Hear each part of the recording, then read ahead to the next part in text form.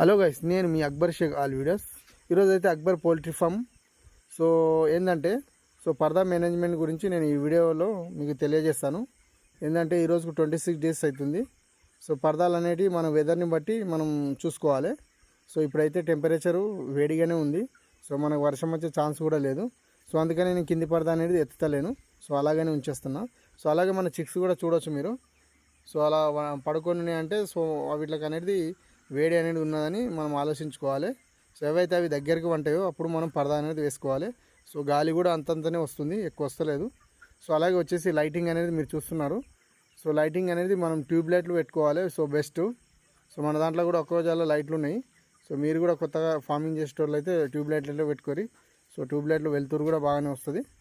20 watts ఉంటాయి కదా tube లైట్లు, అలా పెట్టుకోరి. సో నాది 8000 షెడ్కు నేను 12 ట్యూబ్ లైట్స్ పెట్టేశాను. ఓకేనా? ఈ వీడియో కనుక నచ్చినట్టు